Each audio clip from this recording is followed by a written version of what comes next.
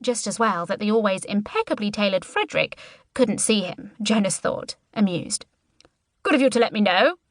The Count didn't sound one little bit grateful. Jonas grinned. Don't mention it, old friend. Where are you? The office. I'll have a quick shower and... You took your uniform to work, then? Uniform? Jonas had sudden cold feeling that he'd missed something major. He wore military uniform on state occasions and forest ranger uniform when he was volunteering in the San Michele forest. He didn't think Frederick was talking about the rangers. But this isn't a state occasion. It's just a cocktail party Anna has arranged for some trade mission, with me filling in for Carlo, isn't it? Well, that's how it started out, said Count Frederick fairly. Been a fair few adjustments along the way. Jonas groaned. I just put it in the diary when Carlo told me he'd be travelling and I'd have to host the thing for Anna, and then forgot about it. What can I do? Count Frederick relented. Thought so. I've borrowed you a uniform from the Hussars. Bring your stuff and change here. Grab a cab now. I'll meet you by the old stables. The old stables currently constituted the Palace Recycling Centre. They were situated at the back of the kitchen complex. By the trash cans. Very cloak and dagger. Count Frederick was patient. Just get here, fast as you can. But there were no cabs. As the sliding doors of the impressive building swished together behind him, Jonas realised that he was facing a wall of Friday evening traffic. A stationary wall. It was gridlocked all the way to the main drag. And when he looked up, he saw a queue of vehicles along the steep cobbled way that led to the ancient castle gateway. The cars on the hill weren't moving either. Jonas stared. This was more than normal Friday night traffic.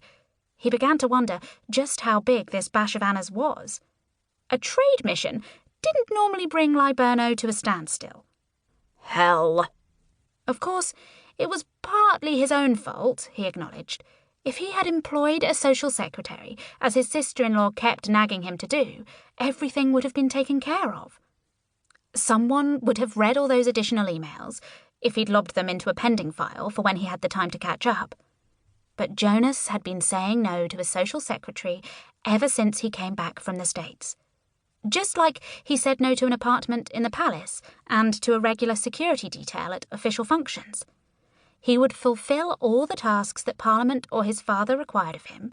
He would stand in for his eldest brother, Crown Prince Carlo, when the family asked him to.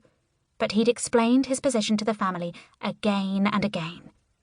He didn't want a royal lifestyle. He didn't want footmen bringing him his post on a silver tray every morning, and he hated the idea of paparazzi invading his hobbies and his holidays. His brothers said that was reasonable. His grandmother declared it to be wholly his own affair, and his father just grunted. Only his sister-in-law continued to badger him to change his mind. Worse than that, recently she had started to matchmake.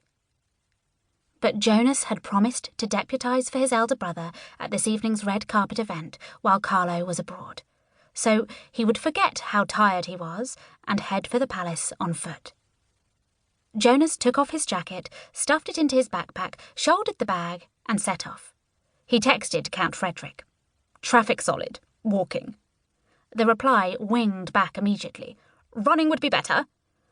After 3 hours sleep last night, he'd been working for 15 hours already. A second ping. On parade on the battlements at sunset, remember? He broke into a jog, texting as he went. When's sunset? Soon. Jonas took stock. After all, he was young, fit, and he was supposed to be a problem solver. To get to the old stables, he would normally head up the hill and slip into the park by one of the side gates, where the officer on duty would recognise him.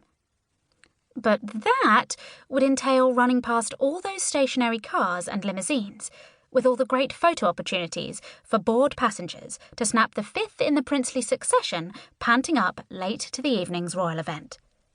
He could just imagine what the Crown Princess would say to publicity like that. The alternative was to head into the public park. It was separated from the palace grounds by a stone curtain wall and some serious locked gates, but there was a small entrance that the tree surgeons used, which was usually unlocked during daylight hours. Jonas